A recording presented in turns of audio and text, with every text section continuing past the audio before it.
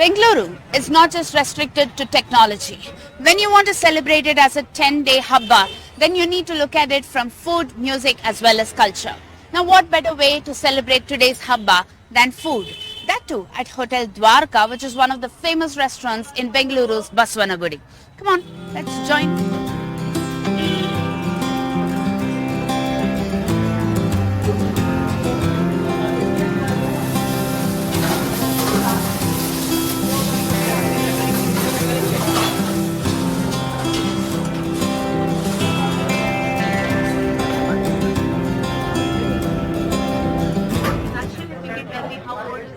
How it came to be so famous? This hotel, by name Hotel Dwaraka, it was established in the year 1972 at Bull Temple Road, near Dodaganapati Temple, in the year 1972. And we had some premises problem there. In the year 2005, we have shifted our hotel from Bull Temple Road to NR Colony, and this is our own premises. Our Kali Dosa has become more popular, and the Kali Dosa, for the Kali Dosa, the ingredients we use, all the ingredients are of the best quality available in the market. And we have our own formula for preparing that Kali Dosa.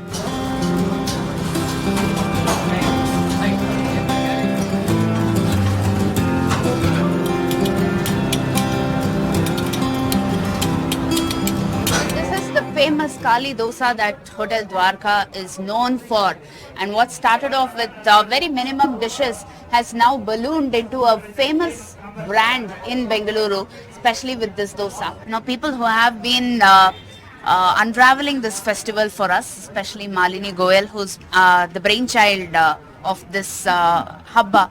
Ma'am, if you can tell me, have you been to Dwarka before? No, so this is a new place for me. Okay.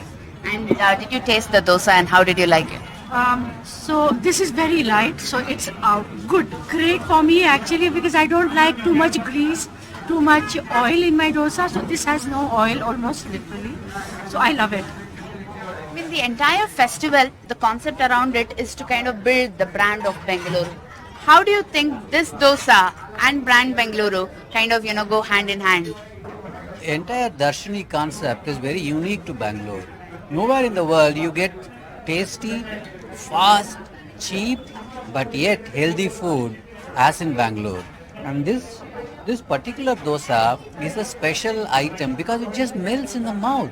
How long have you been in Bangalore and how new or old is Darshini culture to you? 50 years. Wow. 50. Okay. And how do you like Dwarka Hotel and absolutely all the kinds of foods that you get in Bangalore?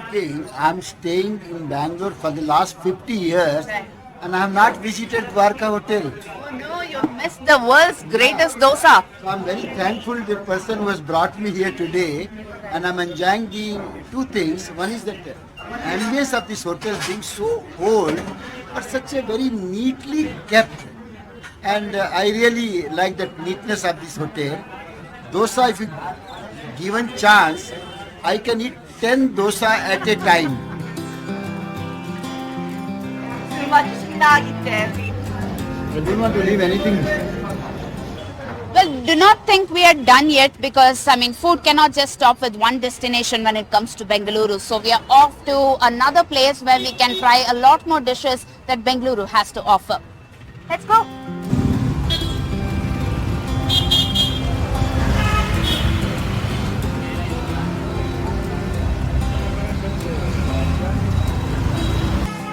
Since you have conceptualized this entire Habba, how do you find the food so different from Delhi, since you hail from Delhi? So at two levels, I'll tell you. One is specific to the morning darshanis, right? The darshanis and the breakfast culture. It is very unique to Bangalore. I didn't know dosas could be of so many varieties, okay? So that's how are the dosas in Delhi? I'm curious. So dosas were more the crispy kind, right? I think that they're more Chennai variant, right? And so dosa are very different there, and probably typically you'll get one kind of it. But here I experienced all kinds of dosas. Did you like them? So this one is pretty good because it doesn't have too much oil in it. So I love it. So that's one. I think the morning culture here, like the day begins very early. The circadian rhythm of the city is very different than Delhi. Delhi is a late night city. It wakes up late, right? This city wakes up much early, and I'm a morning person, so I love it from that point of view. And in fact, she skipped her morning yoga session to come and eat this. And I'm sure she's going to get back to her home and have like 2 more sessions of yoga so that she doesn't feel guilty about this.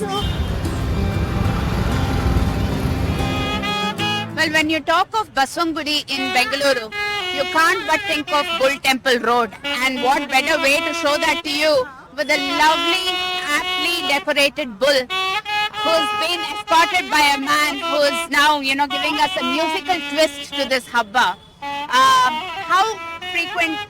How many times have you frequented Basavanagudi, and are you aware of this famous Bull Temple Road? No, I live in Bangalore for nearly 40 years, but then have breakfast only in JP Nagar, Jayanagar. I'm not, thanks to Ruch and Shush, who showed me such lovely eating place. Yeah. I mean, how often have you visited Basavanagudi? Have you visited the famous Bull Temple and the Bull Temple Road? I'm visiting Ramakrishna Matta in Mission. Okay. Yeah. So how different has this experience been for you? It's a good experience. Yeah. Right. And where are you from? Bangalore, Indra Nagar. Okay. Usually I'll come once in a year for that Kadlekai Parse. We'll enjoy the Parse and we'll buy all groundnuts and for kids all toys and all. It's very nice here. Yeah. So, and what about you? Where are you from? I'm originally from Maharashtra, but in Bangalore I stay in Nepal. Okay. It's almost like 20 kilometers from here, but I wanted to explore Basavanagudi, which is why I'm here and loving it right now.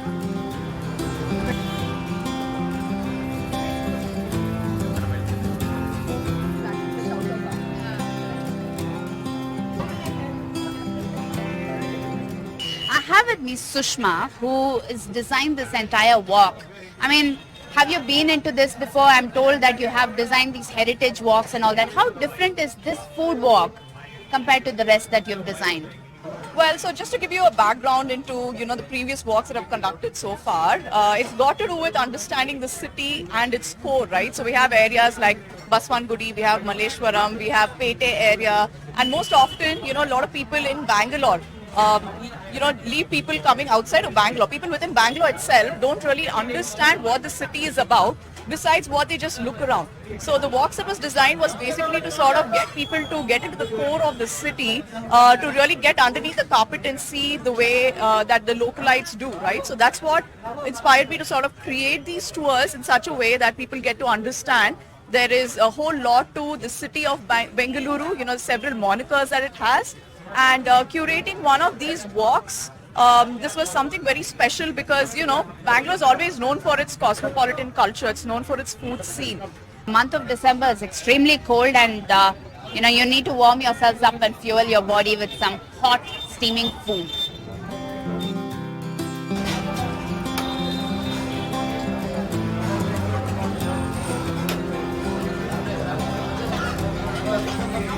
A foodie will never say I'm full.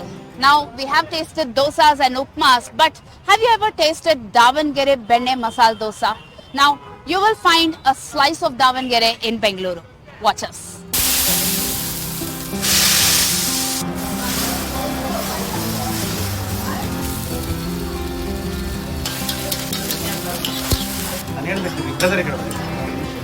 Have you been to Davangere? No.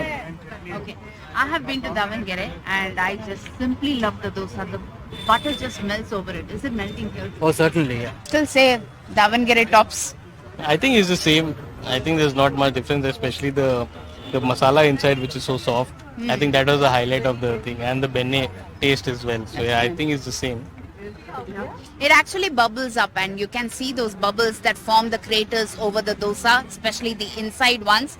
And that is the speciality of Bengaluru. So many different varieties. In fact, there is even one place called 99 varieties of dosa. So this is what Bengaluru really stands for, and that's why we celebrate this in the form of a festival with food, culture, music, as well as much more.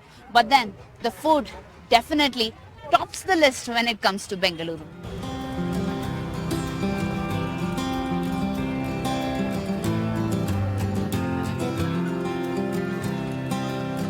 When you have a heavy meal, you have to wash it down with a hot steaming cup of coffee. When it comes to Bengaluru, be it Habba or beautiful conversations, it can happen only over a cup of coffee. Am I right? Yes. With camera person Govind, Pratibha Raman in Bengaluru for NDTV.